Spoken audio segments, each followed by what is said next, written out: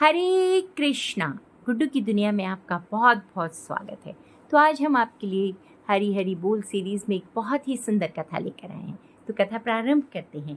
एक समय की बात है जब किशोरी जी को यह पता चला कि श्री कृष्ण पूरे गोकुल में माखन चोर कहलाते हैं, तो उन्हें बहुत बुरा लगा।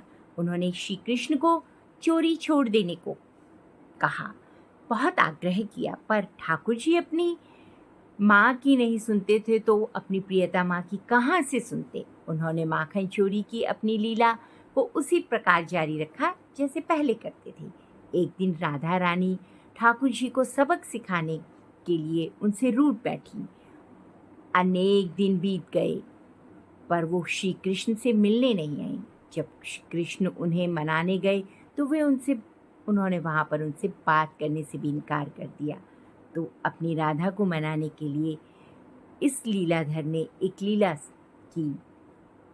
ब्रज में लीलिया गूंदने वाली स्त्री को ललिहारण कहा जाता है।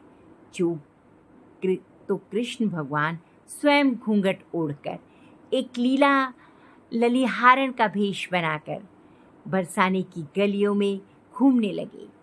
जब वो बरसाने की ऊंची अटारी के नीचे आए तो आवाज देने लगे, मैं दूर गांव से आई हूँ, देख तुम्हारी ऊंची अटारी, दीदार की मैं प्यासी हूँ, मुझे दर्शन दो वृषभान दुलारी, हाथ जोड़ विनती करूँ, अर्ज ये मान लो हमारी, आपकी गलियों में गुहार करूँ, लीलिया गुंदवा लो प्यारी। जब किशोरी जी ने यह करुण पुकार सुनी तो तुरंत विशाखा सखी को भेजा और ललिहारण को बुलाने के लिए कहा।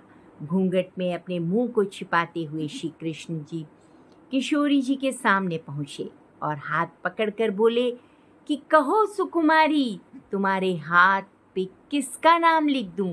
तो किशोरी जी ने उत्तर दिया कि केवल हाथ पर नहीं, मुझे तो पूरे अंग पर लीलिया गुंदवाना है। पर क्या लिखना क्या है? किशोरी जी बता रही हैं अब क्या लिखना है।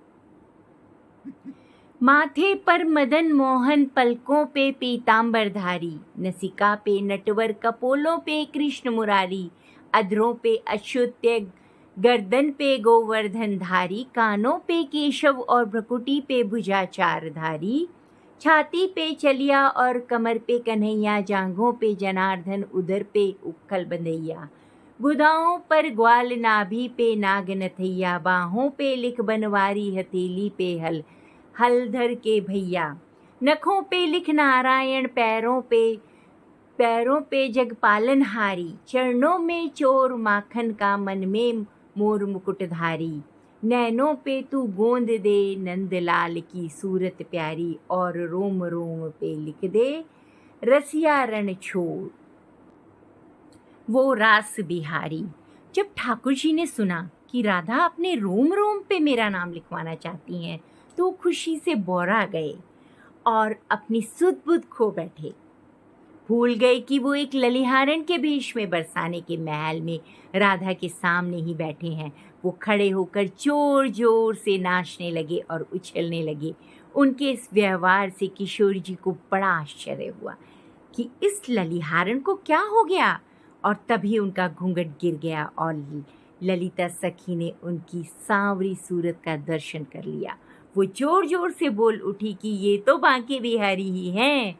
अपने प्रेम के इजहार पर किशोरी जी बहुत ही लज्जित हो गई और उनके पास कन्हैया को क्षमा करने के अलावा और कोई रास्ता न था।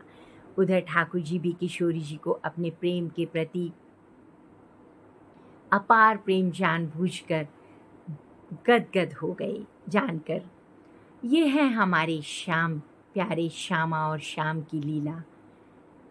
तो आप सभी को इतनी मधुर कथा कैसी लगी, प्लीज़ कमेंट करके बताएं। जय श्री कृष्णा, जय जय श्री राधे। आप सबके जीवन में खूब खूब खुशियाँ बनी रहें।